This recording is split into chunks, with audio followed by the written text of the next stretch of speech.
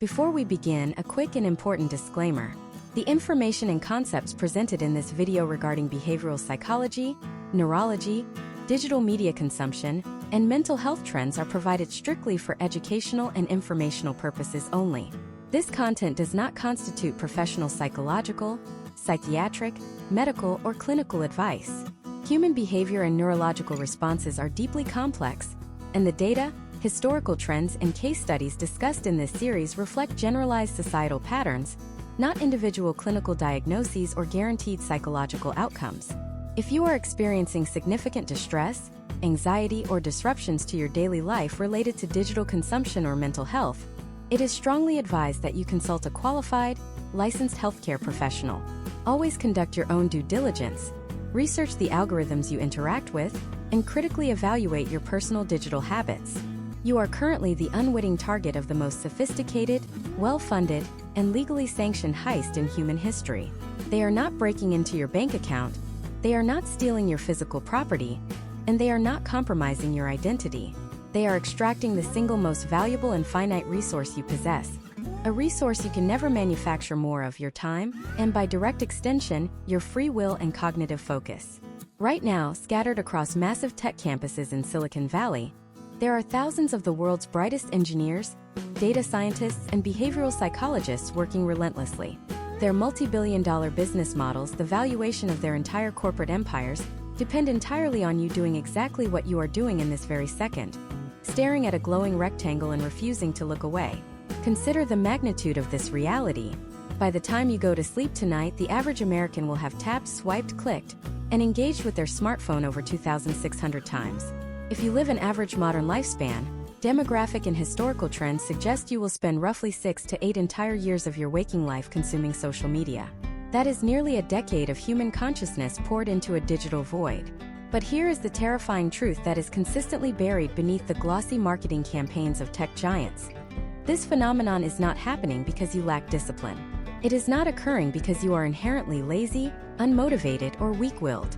It is happening because your biological hardware, the deeply ingrained survival mechanisms built into your brain over millions of years of human evolution, have been systematically mapped, targeted, and hacked. Let us examine the very first moments of your day. For the vast majority of people watching this, the morning does not begin with a moment of quiet reflection, physical stretching, or greeting a loved one. It begins with the immediate, almost involuntary reaching for a piece of glass and metal resting on the nightstand. You silence the alarm, and before your eyes have even fully adjusted to the light, your thumb instinctively drifts toward a brightly colored icon. You open an app, and instantly, you are flooded with a continuous feed of curated information, vibrant images, and rapid-fire videos. In that microsecond before your conscious, rational brain has even fully booted up for the day, a massive, globally distributed supercomputer has already analyzed your historical viewing habits, cross-referenced them with millions of psychological profiles, and served you a highly specific piece of content designed to trigger a precise neurological response. It is a digital slot machine resting in the palm of your hand, and every time you pull the lever by refreshing the screen, you are playing a game where the house always wins.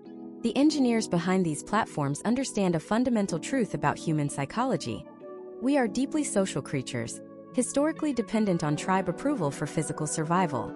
To be ostracized from the tribe in our ancestral environment meant certain death. Modern tech companies have taken this ancient, life-or-death need for social validation and weaponized it through metrics like likes, comments, retweets, and follower counts. They have isolated the dopamine loop, the brain's primary reward circuitry, and hijacked it to create a state of perpetual anticipation. You are not just looking at a screen. You are interacting with an incredibly potent behavioral modification engine.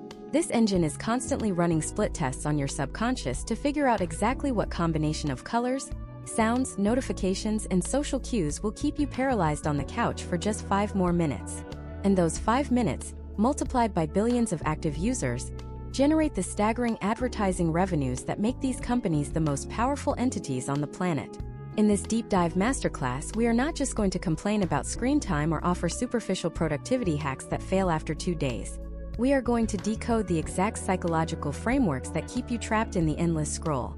We are going fundamentally into the architecture of the attention economy, I am going to reveal the specific blueprints originally developed in persuasive technology labs to bypass your critical thinking and directly stimulate your primitive brain. We will explore the real-world case studies of how intermittent variable rewards, the exact same psychological principle that makes casino gambling so devastatingly addictive, were intentionally integrated into the core design of your favorite news feeds. We will break down the concept of frictionless user experiences, showing how the removal of natural stopping cues, like the infinite scroll feature, deliberately impairs your brain's ability to recognize that it is time to transition to a new task. For the modern American audience, the stakes have never been higher. The constant fracturing of your attention is not just making you procrastinate, it is fundamentally altering your capacity for deep work, complex problem-solving, and meaningful real-world connection. It is a driving force behind the historical trends of rising collective anxiety, chronic burnout, and the pervasive feeling that there are simply not enough hours in the day. But by understanding these invisible architectures, by learning exactly how the magician performs the trick, the illusion permanently loses its power over you. This masterclass is designed to arm you with the specific, data-backed knowledge of how these algorithms operate behind closed doors. I am going to show you how to deconstruct their methods so you can finally recognize the psychological triggers in real time as they happen. By the end of this journey, you will possess the precise conceptual tools needed to reclaim your cognitive focus, rebuild your fractured attention span, and take back absolute control of your digital life from the engineers who designed it to be inescapable. You are going to learn how to transform your technology back into a deliberate tool that serves your personal and professional goals, rather than existing as a passive metric that solely serves theirs. To truly grasp the architecture of this digital landscape, we must first travel back in time, far away from the sleek glass campuses of modern tech conglomerates, and step into a sterile mid-20th century university laboratory. The foundational blueprint for the application currently dominating your home screen was not written by a software developer in the modern era. It was discovered by a behavioral psychologist named B. F. Skinner. Skinner was conducting operant conditioning experiments using a device that would become famously known as the Skinner box. He placed animals, typically pigeons or rats, inside this highly controlled environment, which featured a simple mechanical lever. Initially, Skinner programmed the box to deliver a small food pellet every single time the animal pressed the lever. The behavioral response was entirely predictable. The animal would press the lever, eat the food, and once it was biologically satiated, it would simply stop pressing the lever. The animal recognized a direct, reliable correlation between action and reward, and therefore, it only engaged with the system when it had a specific, immediate biological need. However, the historical trends of behavioral science shifted dramatically when Skinner altered the programming of the machine. He introduced a concept known as a variable ratio schedule, which we now commonly refer to as intermittent variable rewards. Under this new framework, pressing the lever did not guarantee a food pellet. Sometimes the animal received a massive jackpot of food. Sometimes it received a tiny morsel. But most crucially, a significant portion of the time, the animal received absolutely nothing. The results of this specific case study were staggering and permanently altered our clinical understanding of motivation. Faced with an unpredictable reward system, the animals did not stop pressing the lever when they were full. They began to press it obsessively, compulsively, and relentlessly.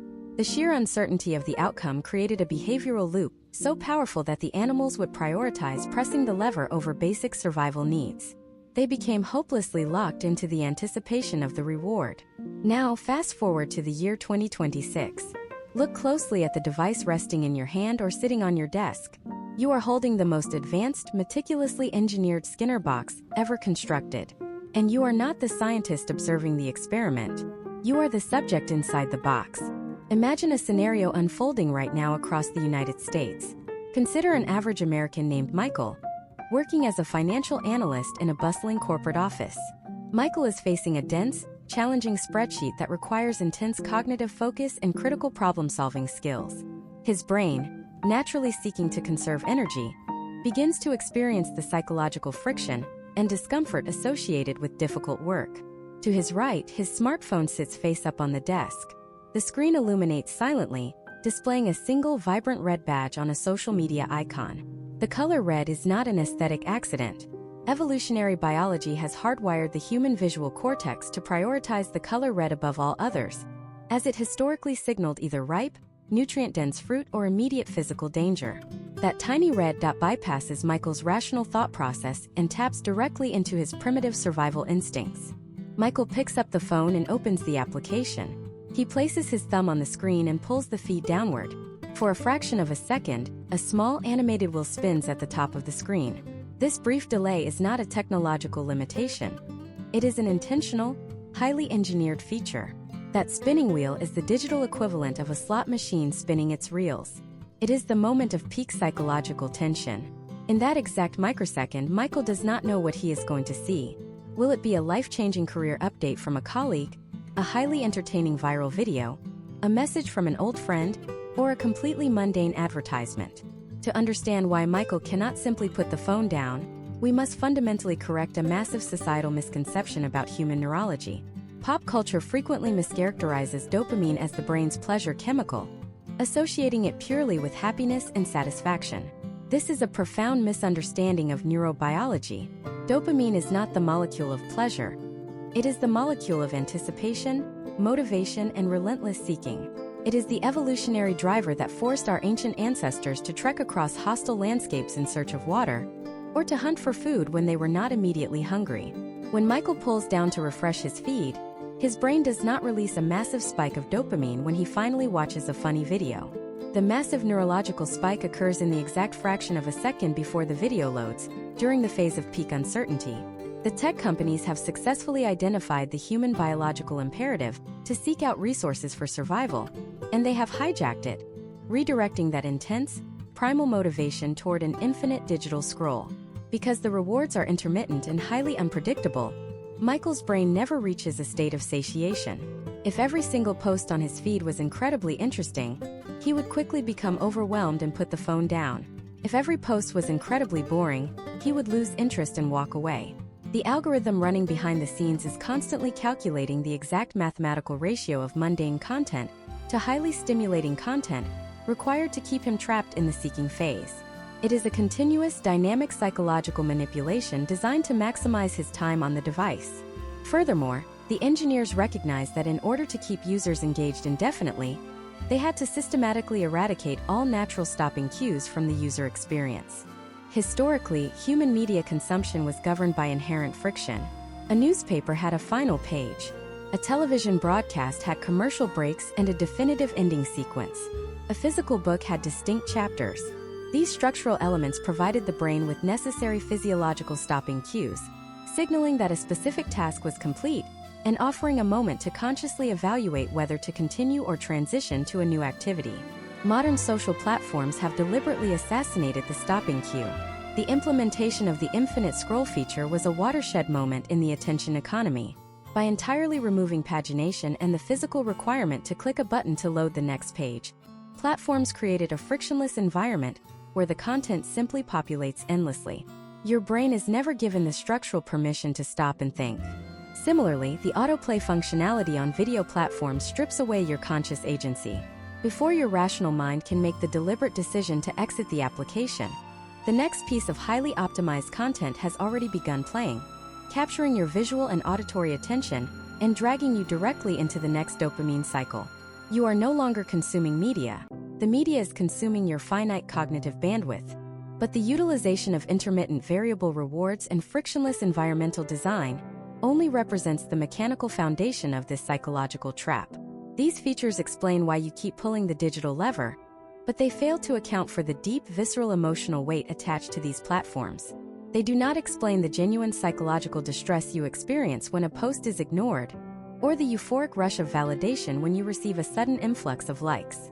To comprehend why we have become completely subservient to these digital metrics, we must examine how the attention economy isolated our deepest evolutionary vulnerabilities. They mapped the ancient human necessity for tribal belonging and physical safety, and they mutated it into a quantifiable, heavily monetized metric. The way they have weaponized your social identity and your fundamental need for human connection is far more insidious and far more dangerous than a simple slot machine mechanic. And that specific psychological manipulation is exactly what we are going to dismantle next. To truly understand the weaponization of human connection, we must look at the evolutionary history of our species.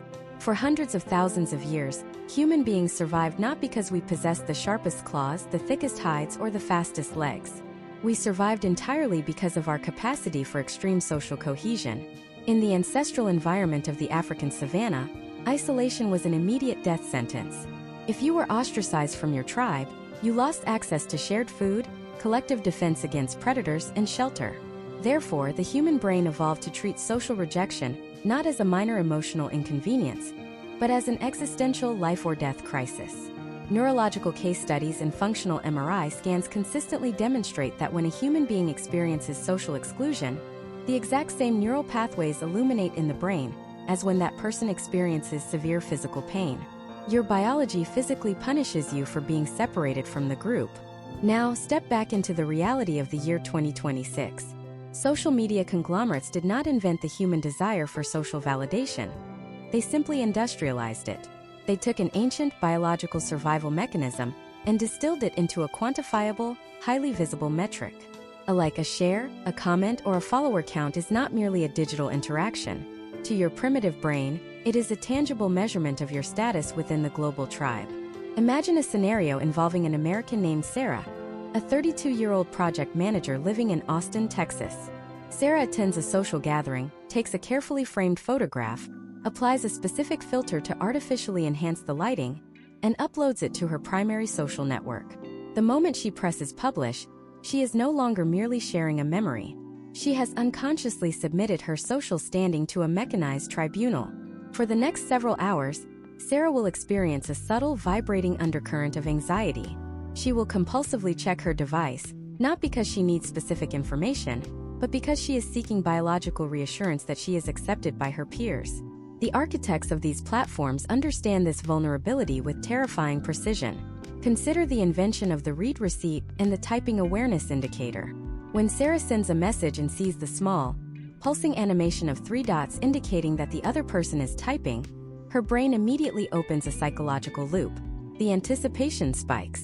The biological need to know the outcome of this social interaction forces her to keep the application open, staring actively at the screen. If the typing indicator stops and no message is delivered, or if a message is marked as read but ignored, it triggers a microdose of that ancient social rejection pain. The platforms intentionally designed these features to manufacture a sense of urgency and social debt. They transformed passive communication into a high-stakes psychological game, where your attention is the only acceptable currency. Furthermore, these platforms have radically destabilized our baseline for normal human comparison. Historically, an individual evaluated their social standing, physical attractiveness, and financial success by comparing themselves to a localized group of roughly 150 people in their immediate physical community. This biological limit is known as Dunbar's number. However, the historical trends of digital media have shattered this boundary. Today, Sarah is not comparing her real, unfiltered life to her immediate neighbors. She is comparing her behind-the-scenes reality to the hyper-edited, algorithmically curated, artificially enhanced highlight reels of 8 billion strangers globally. This continuous exposure to an impossible standard of perfection triggers a perpetual state of perceived social deficit. The user is left with a chronic, lingering sensation that they are failing at life, which ironically drives them back into the very application causing the distress, searching for a fleeting hit of validation to soothe the anxiety the platform itself created. To maximize the potency of this validation, tech companies utilize a sophisticated technique known as notification batching. When Sarah's photo begins to receive likes, the algorithm does not necessarily notify her of each individual interaction, the exact millisecond it occurs. Instead, case studies into platform architecture reveal that algorithms often hold these notifications back, grouping them together to deliver them in a sudden, massive wave. Why? Because delivering a steady, predictable trickle of likes does not produce the intense neurological response required to forge a deep behavioral habit. But delivering a sudden, concentrated burst of social approval triggers a massive, overwhelming release of neurotransmitters. The platform artificially manipulates the timing of human interaction to maximize the psychological impact on the user. They are not just showing you data, they are actively playing your nervous system like a biological instrument. You are conditioned to view your personal value through the lens of their proprietary algorithms. When a piece of content fails to perform well, the user rarely blames the opaque, shifting rules of the algorithmic feed. Instead, they internalize the failure as a personal rejection. They conclude that they are not interesting enough, attractive enough, or worthy of attention. This metricization of human worth ensures that the user remains entirely dependent on the platform for their emotional regulation. The application becomes a digital pacifier, a crutch used to artificially inflate a sense of self-esteem that the application systematically dismantles every time the screen goes dark. We have successfully mapped how these platforms exploit your primal need for resources through intermittent variable rewards, and we have just dismantled how they weaponize your biological need for social belonging through artificial metrics and engineered anxiety. These two pillars alone are enough to create a deeply compelling, highly disruptive technology, but they are merely the foundation.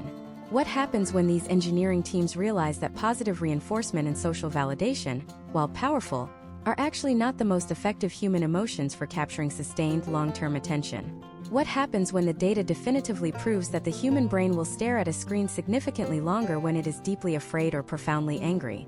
The answer to that question reveals the darkest, most destructive component of the attention economy, and it is the exact mechanism that is currently fracturing the psychological foundation of our society. To survive the brutal realities of the ancestral environment, the human brain developed a highly specialized, deeply ingrained survival mechanism known in behavioral psychology as the negativity bias. For hundreds of thousands of years, our ancient ancestors did not need to dedicate intense cognitive focus to a beautiful sunset, a pleasant breeze, or a friendly interaction to stay alive. They needed to pay absolute, immediate, and overwhelming attention to the rustling in the tall grass that might be a predator, or the sudden aggressive posturing of a rival tribe member. The human neurological system is fundamentally hardwired to prioritize threatening, dangerous, negative, or anger-inducing information over positive or neutral data. In a state of untamed nature, this hyper-awareness of potential threats keeps you alive. In the highly sanitized digital ecosystem of the year 2026, it makes you incredibly predictable and immensely profitable. When the architects of the modern attention economy first deployed their machine learning algorithms, they did not hold clandestine meetings explicitly plotting to make the global population angry. Their mandate was entirely rooted in data. They programmed these incredibly sophisticated artificial intelligence systems with a single, cold, and highly optimized directive: maximize user engagement. The singular goal was to increase the metric known as time on site. The AI was instructed to run billions of rapid-fire split tests, analyzing massive troves of historical trends and user case studies, throwing every conceivable type of content onto user feeds to observe exactly what behavior kept the screen illuminated the longest. These algorithms, operating entirely devoid of human empathy, ethical guardrails, or civic responsibility, quickly recognized a glaring, undeniable pattern in the behavioral data. While a photograph of a friend's newborn baby or a post about a recent promotion might garner a quick smile, a brief pause, and a positive interaction, it did not capture sustained attention. The user would feel a brief moment of warmth, and then close the application to go about their day. However, a highly controversial, morally outrage-inducing article, a deliberately polarized political meme, or a video showcasing egregious public behavior triggered an entirely different neurological cascade. The algorithms discovered that anger is incredibly sticky. Outrage generates friction, friction generates endless comment threads, and those comment threads trap users in hours of continuous, agitated scrolling. The machines learned that outrage is the ultimate, undisputed magnet for human attention. Imagine a highly common scenario unfolding right now. Consider an American named David, a 45-year-old small business owner living in suburban Ohio. It is late evening in the year 2026. David sits down on his couch after a physically and mentally exhausting day managing his inventory and payroll. He opens his preferred social media application, perhaps initially intending just to check the local weather forecasts or catch up on scores from a weekend sporting event.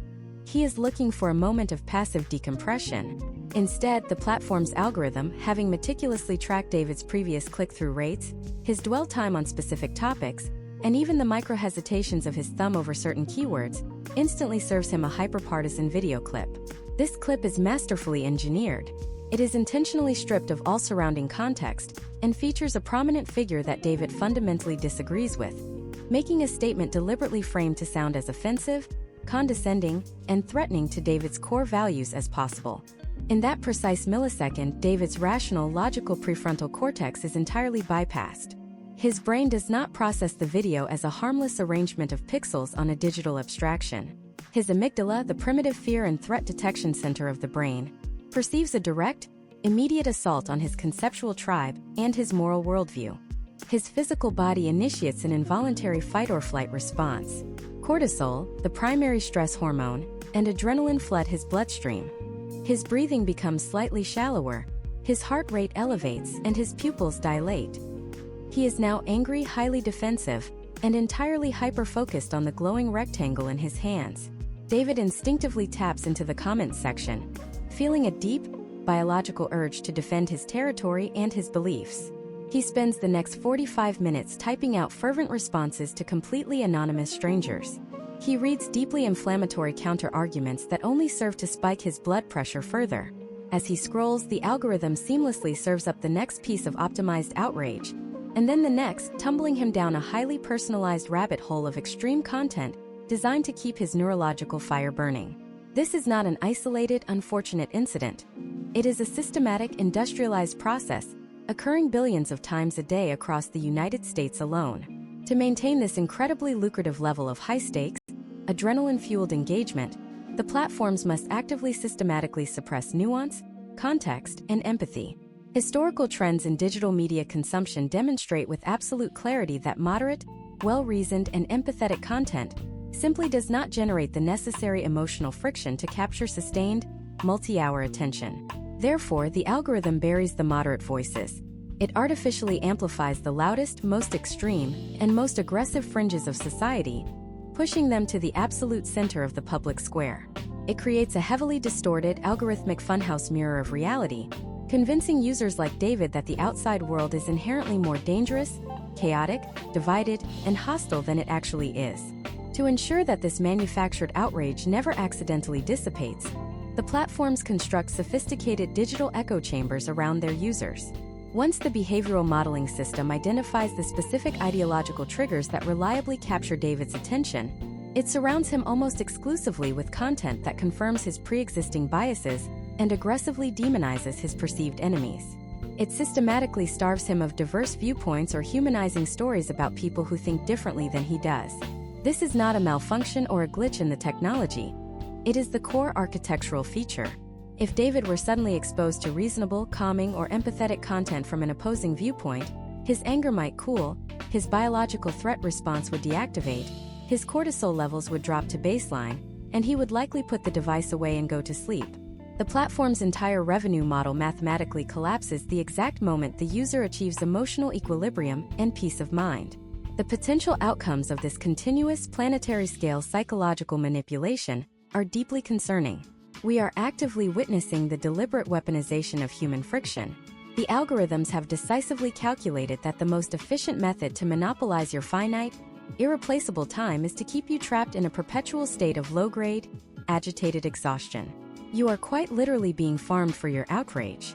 Every heated digital debate you engage in, every angry article you share out of frustration, every profound moment of despair you feel about the state of humanity while staring alone at your screen is instantly converted into measurable shareholder value for massive corporations that bear absolutely zero liability for the psychological wreckage they leave in their wake. They have successfully hacked your primitive survival drives for resources through the casino mechanics of intermittent rewards. They have hijacked your deep evolutionary need for tribal belonging through the deployment of artificial social validation metrics. And they have effectively paralyzed your rational mind by permanently activating your biological fear and anger responses. But this continuous, inescapable chemical bombardment of your nervous system does not merely change how you feel in the moment. It is fundamentally and structurally altering the physical machinery of your brain. The relentless daily barrage of hyperstimulating, emotionally charged, algorithmic microcontent is actively degrading the specific neural pathways required for deep thought, long-term memory retention, and complex, sustained problem-solving. And the precise mechanics of how these frictionless platforms are literally rewiring your physical gray matter, engineering a population that is becoming biologically incapable of sustained cognitive focus, is exactly the terrifying reality we must uncover next. To understand the terrifying reality of what these platforms are doing to our physical brain structure, we have to look at a fundamental biological concept known as neuroplasticity. For decades, the scientific consensus was that the adult human brain was a static, unchangeable piece of hardware. We believed that once you reached a certain age, your neural pathways were permanently set in stone. Modern neurological case studies have completely obliterated this theory. We now know that the brain is highly malleable.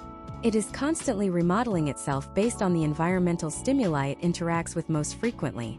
There is a famous axiom in neuroscience which states that neurons that fire together wire together.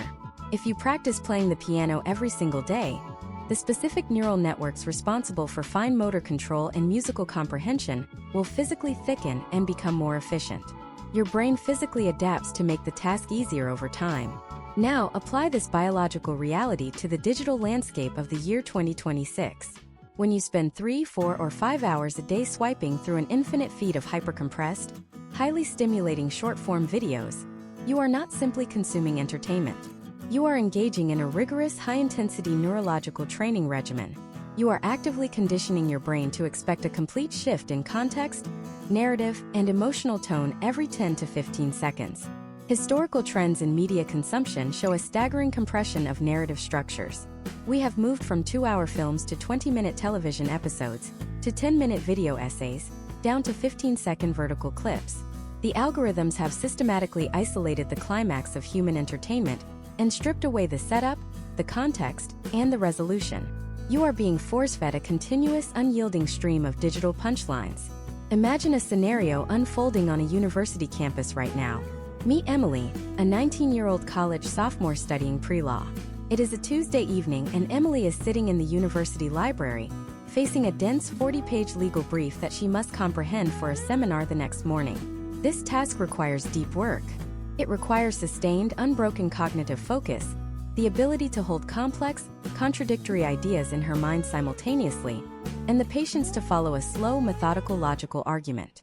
But Emily has spent the last 5 years of her neurological development immersed in the frictionless, hyper-stimulating environment of modern social media. When she opens the heavy textbook and begins to read the black and white text, a profound biological crisis occurs within her brain. The text does not move. It does not autoplay. There is no accompanying trending audio track to stimulate her auditory cortex. There is no vibrant, flashing visual cue to indicate a reward. The dopamine delivery system that her brain has become accustomed to is suddenly completely starved. Because her neural pathways have been physically rewired by the algorithm to expect a context switch and a dopamine hit every 15 seconds, her brain perceives the slow, methodical act of reading as a severe deficit of resources. Her neurology actively rebels against the low-stimulation environment of the textbook. Within 2 minutes of reading, her brain initiates a stress response, generating a subtle but persistent feeling of anxiety and restlessness. This physical discomfort is her brain demanding that she return to the high-stimulation environment where it knows the dopamine rewards are guaranteed.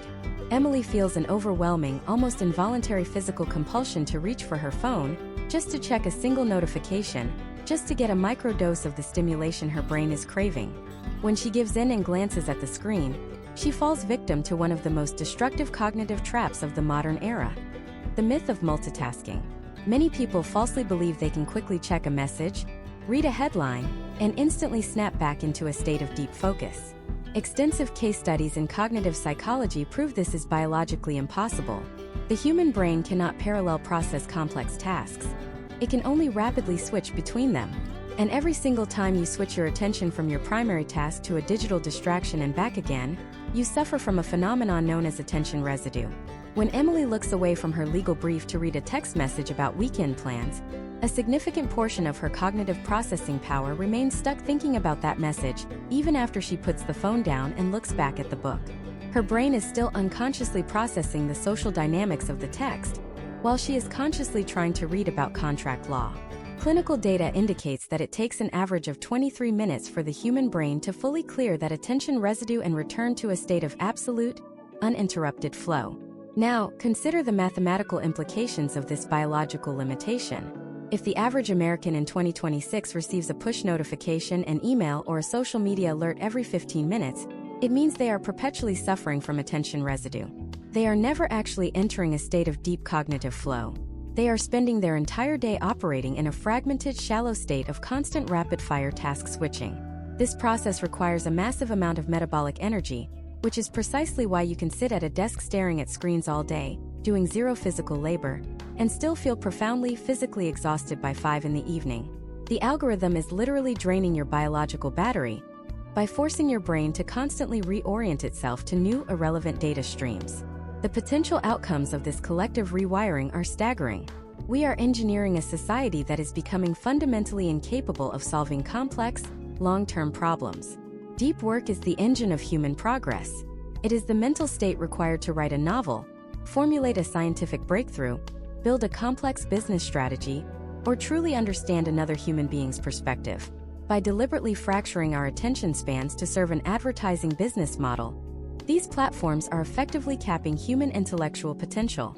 They are transforming us from a society of creators and deep thinkers into a highly predictable, easily manipulated population of passive consumers, perpetually hunting for the next 15-second hit of algorithmic stimulation. But the erosion of our focus and our capacity for deep work is only the first casualty of this neurological rewiring. There is a secondary, far more intimate mechanism that is actively being destroyed by this constant digital deluge. When you bombard your brain with an endless, context-less stream of highly stimulating information, you do not just disrupt your ability to concentrate in the present moment. You fundamentally sabotage the biological process required to store information for the future. The relentless onslaught of the algorithmic feed is actively interfering with your hippocampus, the brain's memory center. We are sacrificing not just our attention, but our ability to form long-term human memories. And if our memories dictate our personal history, our relationships, and our very sense of identity, then these algorithms are quietly rewriting who we actually are. This terrifying disruption of human memory consolidation is exactly what we are going to dissect right now. To comprehend how an application on your phone can actively erase your personal history, you must understand the biological bridge between experiencing a single moment and permanently storing it as a core memory. When you encounter new information, engage in a deeply meaningful conversation, or navigate a complex real-world challenge, that raw data is initially captured and held in a temporary region of the brain called the hippocampus. But the hippocampus is not a permanent, infinite storage drive. It operates more like a highly volatile, temporary staging area, with a strictly limited capacity for new information. For those short-term experiences to transcend fleeting moments and become permanently etched into your neurological architecture, they must undergo a delicate biological transfer process. This data must be physically migrated from the temporary hold of the hippocampus into the neocortex, the brain's vast, long-term storage facility. This biological migration process, known in clinical neuroscience as memory consolidation, requires an incredibly specific environmental condition to function correctly. It absolutely demands neurological downtime. It requires extended periods of low cognitive load, undisturbed mind-wandering, and what human beings have historically referred to as boredom. For the vast majority of human history, natural boredom was structurally built into the very fabric of daily existence. You stood in a physical line at the local bank. You sat on a public bus staring blankly out the window at passing buildings. You waited silently for a pot of water to boil on the stove. During these mundane, low-stimulation intervals, your brain was not actually powering down or resting.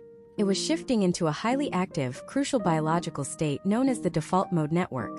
When the default mode network is engaged, your brain performs the essential background processing required to sort, categorize, and consolidate the chaotic events of your waking day into permanent, coherent narratives.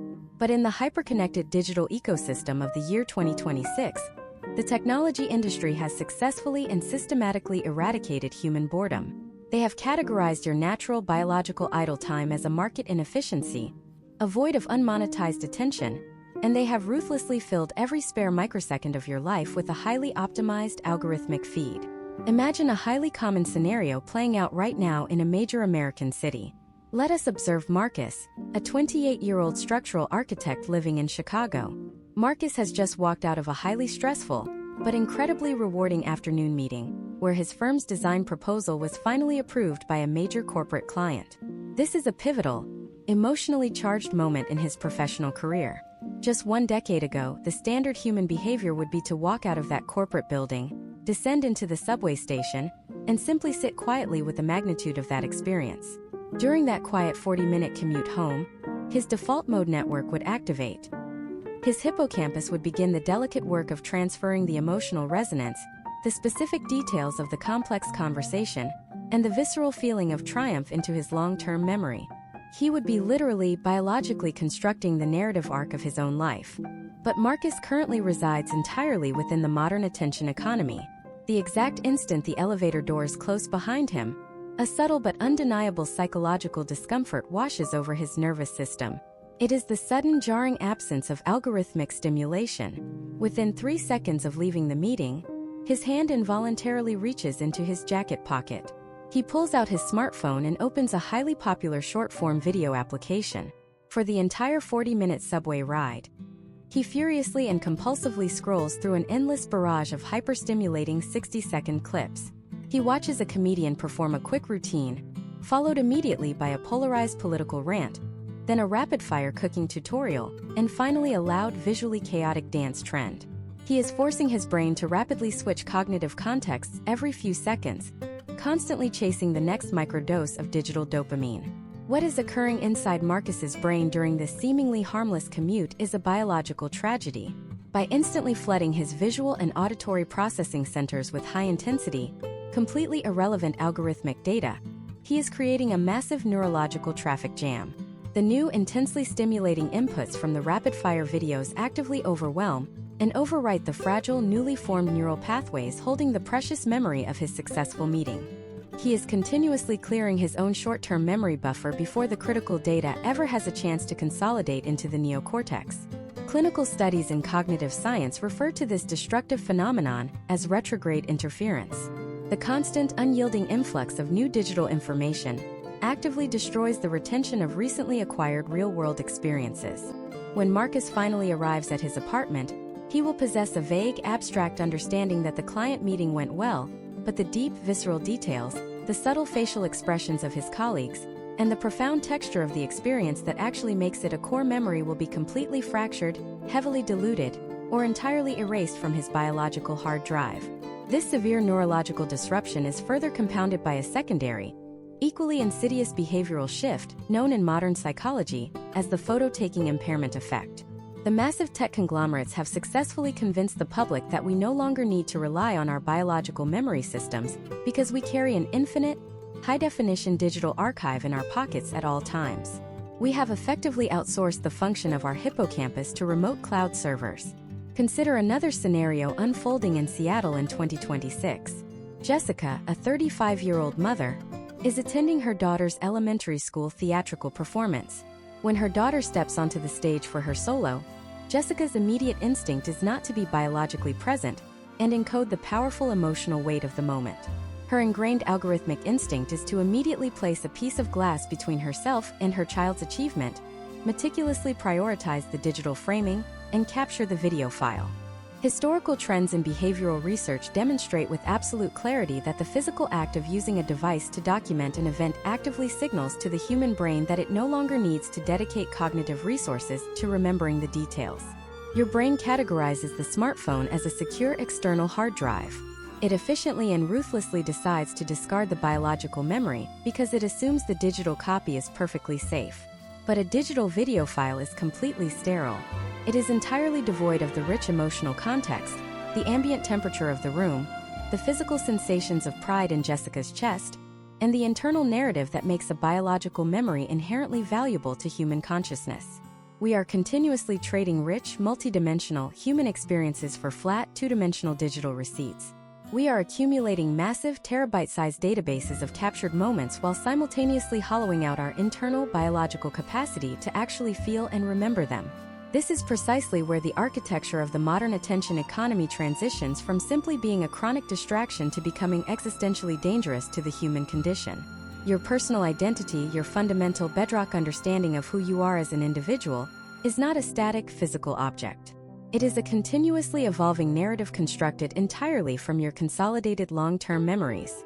Your past physical experiences, your bitter failures, your triumphant victories, and the complex lessons you have biologically absorbed dictate your present worldview and drive your future decisions. If you systematically sabotage your brain's physical ability to consolidate long-term memory by permanently flooding it with frictionless algorithmic noise, you begin to systematically fragment your own identity. You become unmoored from your own history. You lose the deep historical context of your own life, leaving you operating in a perpetual, shallow, and highly reactive present state. And a population that exists entirely in the present moment a population suffering from a fractured sense of personal history and a severely degraded biological capacity for deep reflective thought, is the absolute perfect demographic for the final, most invasive stage of algorithmic manipulation. When you no longer possess a strong, internally validated sense of self derived from your own memories, you become incredibly vulnerable to having a digital identity forcefully assigned to you by the machine. The platforms are not just wiping your historical slate clean. They are actively preparing your psychological surface to write your future behaviors. They are mapping your fragmented data points to construct a terrifyingly accurate predictive model of your exact psychological profile. And exactly how they weaponize this predictive model to transition from simply capturing your attention on a screen to actively steering your real-world physical behavior is the chilling dystopian reality we are going to expose next. To fully grasp how algorithmic prediction transitions into physical control, we must permanently discard the outdated notion that technology companies are simply monitoring your behavior to serve you relevant advertisements. That is a rudimentary framework from a bygone era of the internet. We are no longer dealing with passive digital billboards. We are dealing with real-time, highly aggressive behavioral modification empires. The objective is no longer merely to capture your visual attention on a screen. The ultimate goal is to automate your physical actions in the real world. They achieve this through the creation of a digital voodoo doll, a highly sophisticated, continuously updated predictive model of your exact psychological architecture. Every single interaction you have ever had with a connected device has been logged, categorized, and fed into this predictive model. But it goes far beyond the obvious data points like your search history, your demographic information, or your geographic location. The algorithms currently operating in the year 2026 are harvesting microscopic behavioral indicators that you are not even consciously aware you are producing. They are tracking the exact pressure your fingers apply to the glass of your screen. They are measuring your typing cadence and the frequency of your backspace usage to calculate your current baseline level of emotional agitation. They are utilizing your phone's internal gyroscope and accelerometer to determine whether you are lying down, walking frantically, or sitting perfectly still. They cross-reference this immense trove of biometric and behavioral data with historical trends in your daily routine to map your unique psychological vulnerabilities with terrifying precision.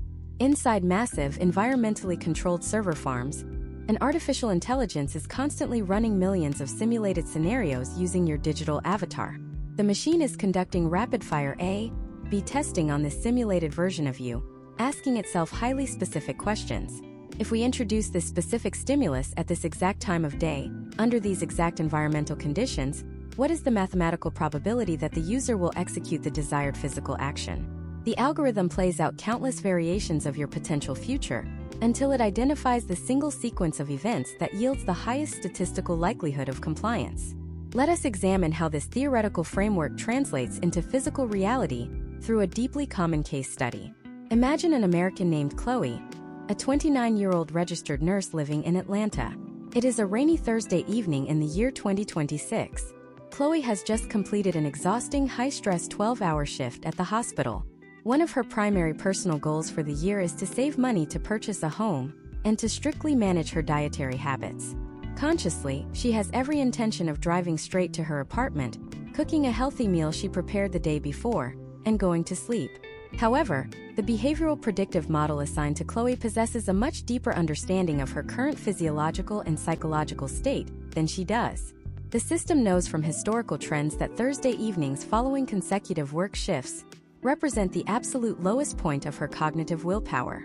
Her smartphone's internal sensors communicate that she is walking back to her vehicle at a pace 14% slower than her baseline average, indicating severe physical fatigue.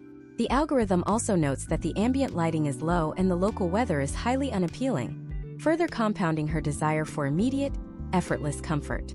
The machine calculates that Chloe is currently operating in a state of high vulnerability.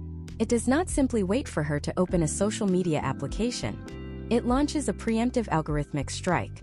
The system identifies that her GPS coordinates place her exactly 2 miles away from a specific fast food franchise that heavily subsidizes the platform's advertising revenue. At the exact moment she sits in the driver's seat, before she has even started the engine or made a conscious decision about her route home, her screen illuminates. The platform delivers a highly customized push notification. It is not a generic advertisement. It is a visually optimized, time-sensitive promotion for a heavily discounted comfort meal from that exact franchise. The colors used in the notification have been specifically selected based on Chloe's historical engagement metrics, proven to trigger a subtle dopamine response in her visual cortex. The phrasing of the offer creates a manufactured sense of scarcity and urgency. In that fleeting, high-stakes microsecond, Chloe's exhausted prefrontal cortex is completely bypassed by the algorithmic intervention. Her primitive brain, seeking an immediate biological reward to soothe her physical and emotional depletion, rationalizes the decision instantly. She convinces herself that she deserves a small treat after a demanding day. She adjusts her navigation system and alters her physical trajectory. This is the chilling dystopian reality of the modern attention economy. The algorithm successfully reached out from the digital void, intercepted a human being's conscious intention, and physically steered her vehicle into a drive-through lane to execute a financial transaction. And the most dangerous element of this entire interaction is that Chloe fundamentally believes she made the choice entirely of her own free will. The invisible nature of the manipulation is the exact source of its immense power. If the coercion were obvious, if she felt she was being commanded by a machine, her natural human instinct for autonomy would violently rebel.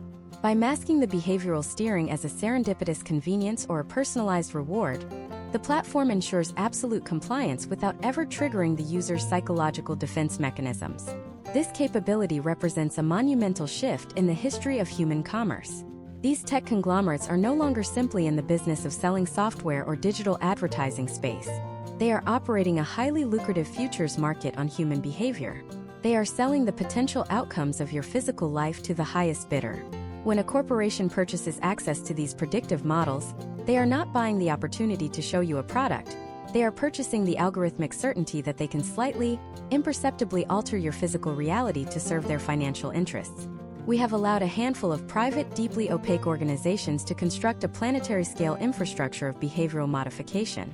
We are walking around with sophisticated tracking devices perfectly positioned in our pockets, constantly transmitting the raw emotional material required to keep our digital avatars impeccably accurate. But manipulating consumer habits, steering you into a specific store, or forcing you to purchase a product is merely the superficial, deeply profitable monetization layer of this technology. What happens when the exact same predictive architecture, the exact same sophisticated mechanisms designed to bypass your critical thinking and trigger your deepest vulnerabilities, are deployed for purposes far more consequential than selling fast food? What happens when these algorithmic weapons are turned away from your wallet and pointed directly at the foundational pillars of our society? The exact methods they use to distort our civic discourse, completely dismantle our shared understanding of objective truth, and fundamentally destabilize the psychological foundation of our democratic institutions is the terrifying reality we are forced to confront next. To comprehend the sheer scale of how behavioral predictive models fracture the foundation of a functioning society, we must first analyze a catastrophic structural flaw in the architecture of artificial intelligence. The algorithms governing the flow of global information lack the basic human capacity for semantic comprehension. The machine does not actually understand what a video, an article, or a post is fundamentally about. It does not possess a moral compass. It cannot distinguish between objective reality and malicious fabrication. And it fundamentally does not care if the information it amplifies is going to heal a community or violently tear it apart. The algorithm only recognizes mathematical patterns of human engagement. It observes that when a user is presented with a calm, nuanced, fact-based piece of journalism outlining a complex civic issue, their physiological arousal remains low. They read the text, process the information, and put the device away. To the algorithmic machine, this moderate, emotionally stable reaction is categorized as a catastrophic failure because it immediately terminates the user session and halts the generation of advertising revenue. Conversely, the system observes from endless historical trends that when a user is exposed to a highly sensationalized, deeply polarizing, and entirely fabricated conspiracy theory, their engagement metrics explode. The biological threat response triggers, the dwell time skyrockets, and the user compulsively shares the content in a state of manufactured panic. The machine immediately learns that objective truth is inherently unprofitable because reality is often boring, complicated, and structurally resistant to rapid-fire dopamine loops. Fiction, on the other hand, can be continuously hyper-optimized, tailored, and weaponized to perfectly strike the deepest neurological insecurities of the target demographic. Imagine a scenario unfolding right now, in the politically pivotal year of 2026. Consider an American citizen named Robert, a 62-year-old retired high school history teacher, living in a suburb of Philadelphia, Pennsylvania. Robert is an educated, civic-minded individual who values his community and consistently participates in local elections.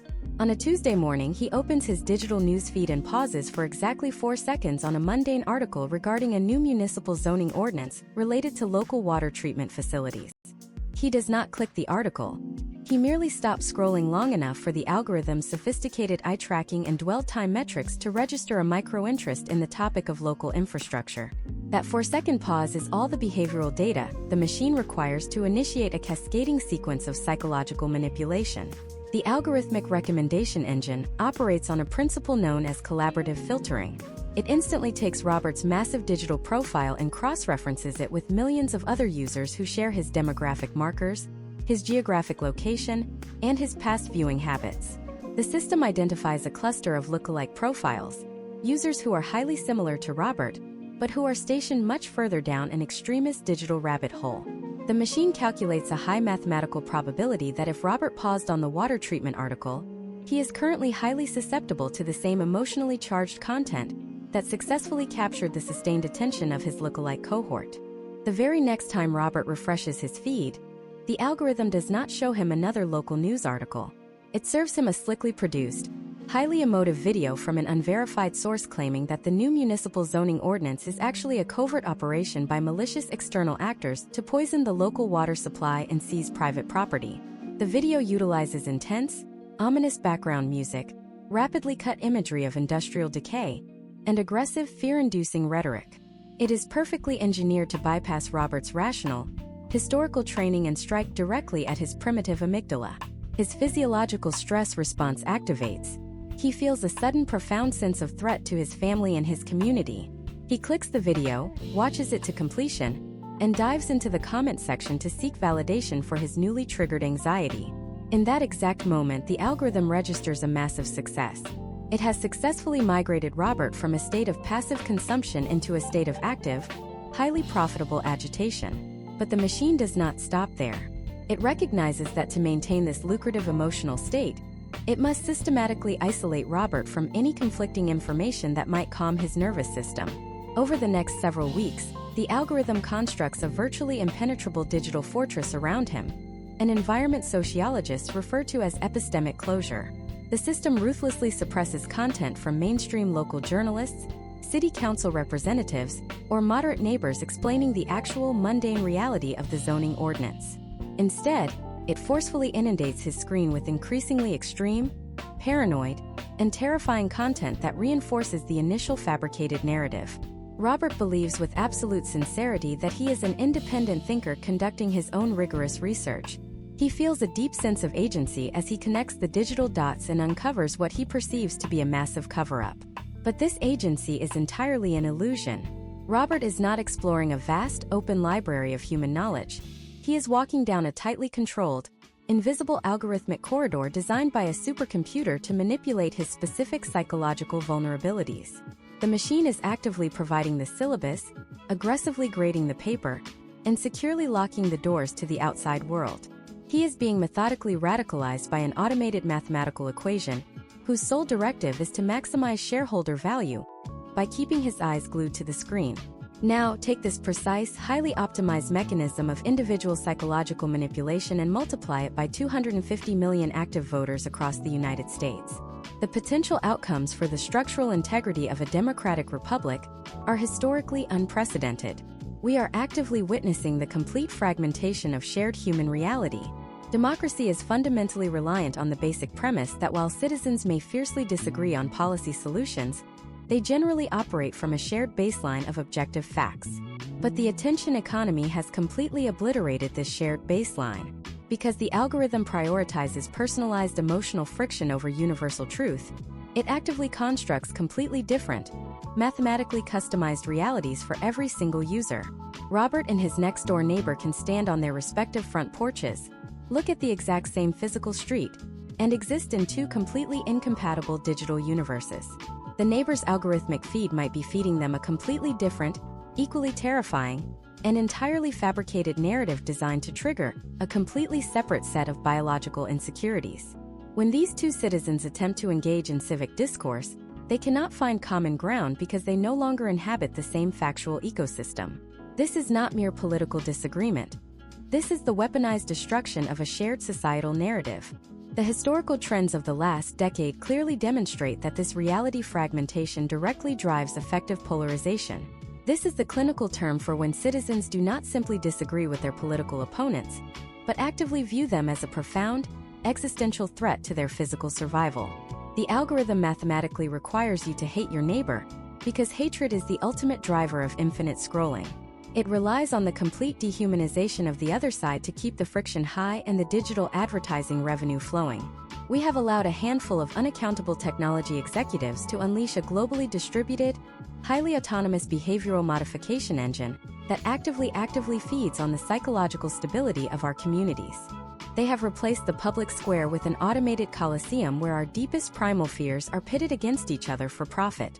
But the algorithmic destruction of objective truth and civic unity is merely the necessary preparatory phase for the ultimate objective of the attention economy. By fracturing our shared reality, destroying our capacity for deep cognitive focus, and mapping our exact psychological triggers, these systems have successfully prepared the human population for a state of total digital subservience. The final phase is not just about keeping you looking at the screen. It is about merging your consciousness with the machine until you can no longer distinguish your own independent thoughts from the artificial intelligence that planted them there. And the precise mechanics of how they are currently crossing this final terrifying boundary is exactly what we are going to dismantle next. To cross this final boundary, we must examine the radical evolution of content creation that has fully materialized by the year 2026. For the first 2 decades of social media, the primary bottleneck for technology conglomerates was the human element. They had to rely on actual human beings to record videos, write articles, and take photographs. The algorithm was merely a sophisticated sorting mechanism, deciding which piece of human-made media to place in front of your eyes to extract the highest level of engagement.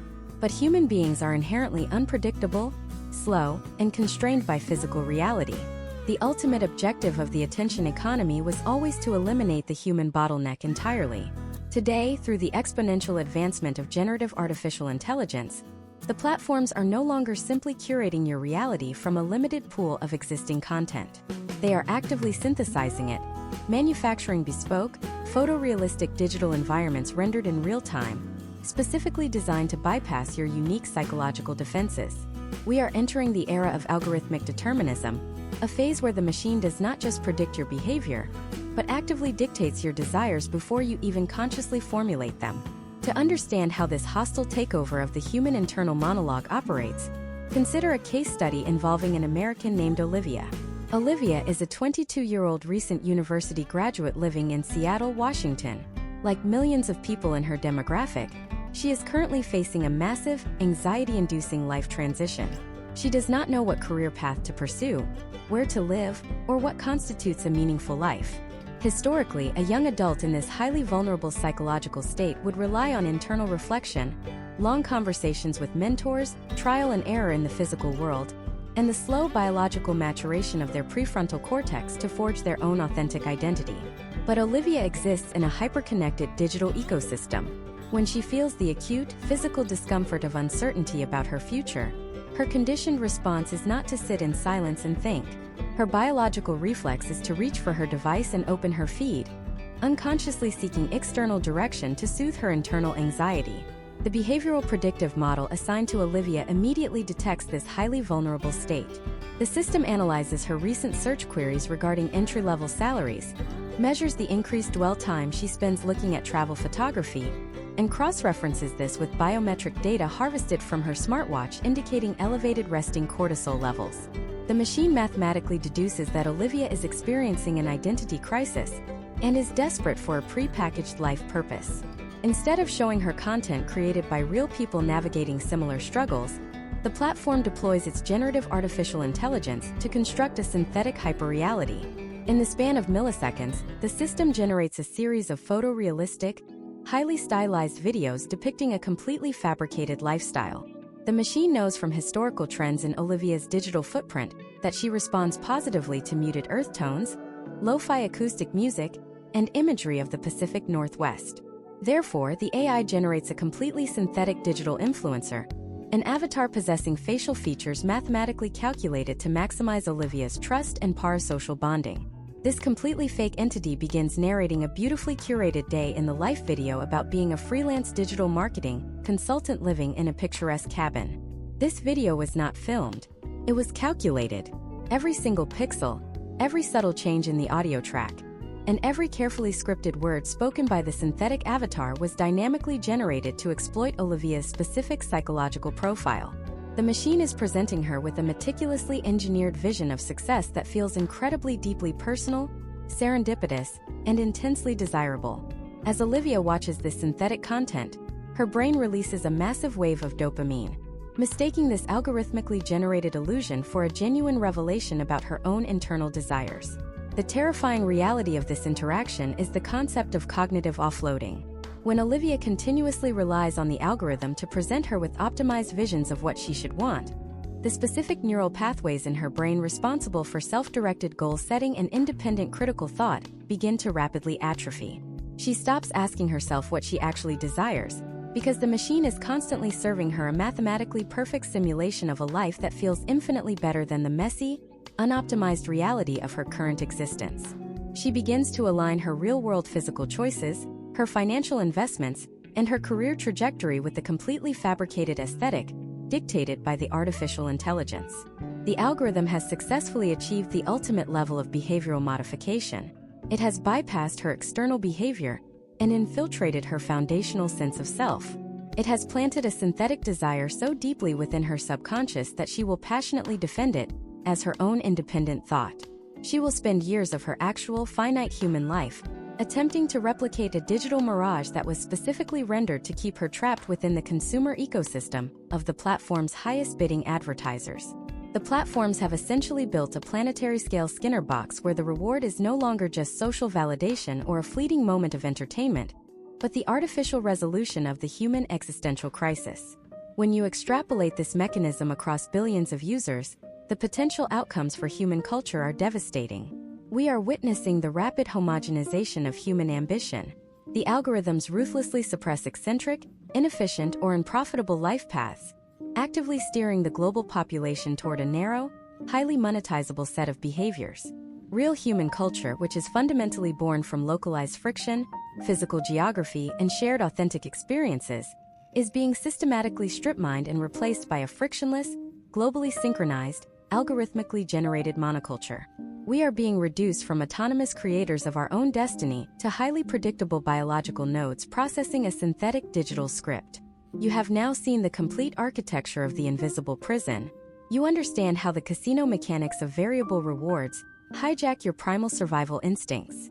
You recognize how artificial metrics weaponize your biological need for tribal connection. You have seen how manufactured outrage completely paralyzes your rational mind and permanently fractures your physical community. You comprehend how the relentless destruction of human boredom prevents your brain from forming long-term memories, essentially erasing your personal history.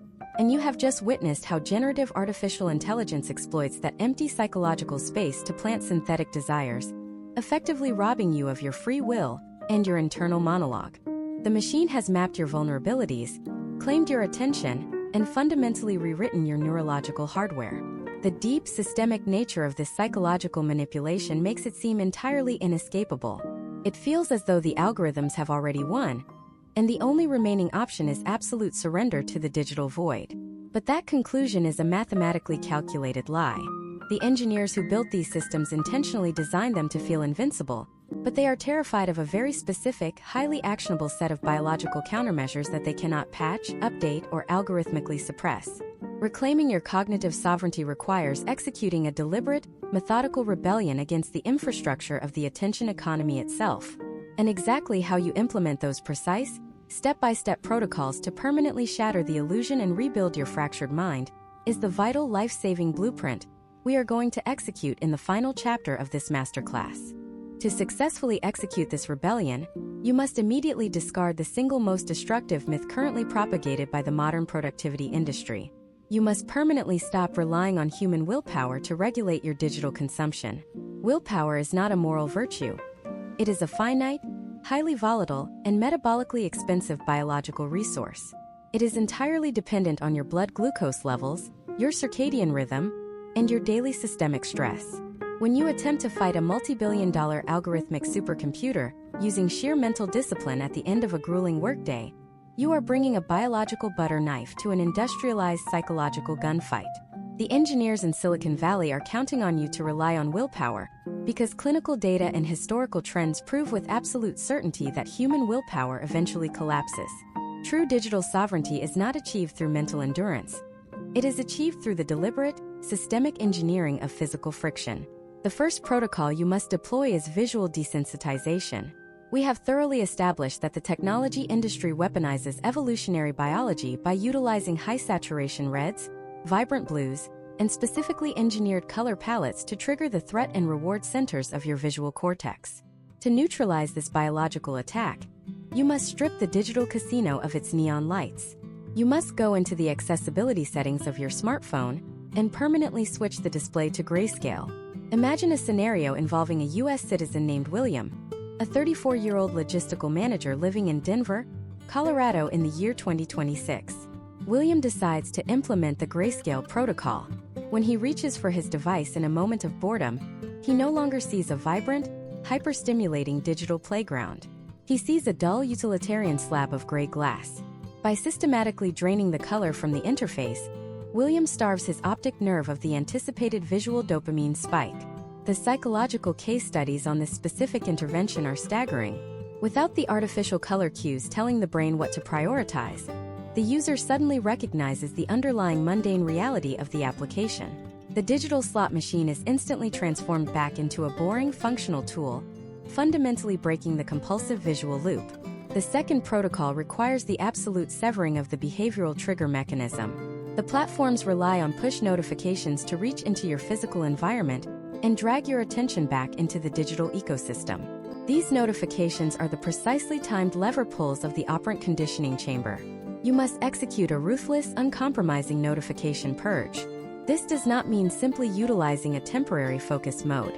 It requires navigating into the foundational settings of your operating system and manually disabling every single auditory, visual, and haptic alert that does not originate from a direct, synchronous human interaction. If a text message arrives from your spouse, the device may vibrate. But if a social media platform attempts to notify you that a distant acquaintance has updated their profile, or that a new viral video is trending, the device must remain completely dark and entirely silent. You must transition your technology from an active, interruptive force into a passive, on-demand repository. You dictate exactly when you engage with the digital world. The algorithm is permanently stripped of its authorization to demand your attention. The third protocol involves the active rehabilitation of your neurological pathways through forced biological boredom. As we dismantled earlier, your brain has lost the capacity to sit comfortably in a low-stimulation environment. When you initially implement these friction protocols, you will experience a highly uncomfortable, visceral physiological reaction. This is not mere restlessness. This is clinically documented psychological withdrawal. You will feel a tightening in your chest, a pervasive sense of anxiety, and a phantom urge to physically swipe a screen. You must radically reframe how you interpret this physical discomfort. That anxiety is not a signal that you are missing out on vital information. That intense discomfort is the tangible biological sensation of your fractured neural pathways, actively attempting to heal. It is the feeling of your default mode network struggling to power back online after years of algorithmic suppression. To accelerate this healing process, you must intentionally practice sustained attention. You must start systematically increasing your tolerance for cognitive load. Begin with 15 minutes of unbroken single-tasking focus. Read a physical printed book. Stare out of a window without audio stimulation. Engage in a complex, analog physical task like woodworking or painting. During these sessions, when the inevitable urge to context switch arises, you must sit quietly within the friction and simply let the urge pass without feeding it. Over a period of several weeks, the potential outcomes of this sustained practice are profoundly transformative. The attention residue clears. The hippocampus regains the necessary downtime to resume long-term memory consolidation. Your biological capacity for deep, unbroken thought physically rebuilds itself. As your brain slowly detoxifies from the frictionless, algorithmically generated hyperreality, a remarkable psychological shift occurs. The synthetic desires planted in your subconscious by the predictive models begin to evaporate. Without the machine constantly telling you what to buy, what to fear, and who to hate, the artificial outrage naturally dissipates. You will suddenly find yourself possessing vast reserves of cognitive energy and reclaimed time. You will begin to naturally gravitate back toward your actual, authentic human interests. You will reconnect with your physical community, engage in meaningful civic discourse rooted in objective, shared reality, and rebuild the foundational pillars of your personal identity. You possess the exact architectural blueprints of the invisible prison. You know the mechanisms, you recognize the traps, and you hold the precise protocols required to walk out of the cell. The technology conglomerates have spent trillions of dollars attempting to convince you that you are merely a passive consumer, a highly predictable data point existing entirely to generate their advertising revenue. But by executing these specific behavioral interventions, you permanently sever the neural link. You take back your time, you reclaim your free will, and you restore the sanctity of your internal human consciousness. However, mastering your personal digital hygiene and reclaiming your smartphone is only the first tactical victory in a much larger, rapidly escalating evolutionary war. The massive technology empires have already realized that the rectangular screen in your pocket is an inefficient bottleneck. They are actively abandoning the smartphone interface entirely. Right now, behind closed laboratory doors, they are finalizing the commercial deployment of direct neural interfaces.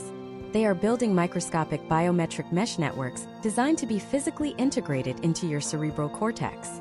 What happens to human autonomy when the algorithm no longer needs to predict your behavior through a screen, but can actively read your synapses and write digital information directly into your biological optic nerve? What happens when the invasive behavioral modification engine is surgically embedded inside your own head? That is the terrifying, rapidly approaching frontier of human-computer integration, and the exact reality of how they plan to digitize your very soul is exactly what we must expose in our next investigation.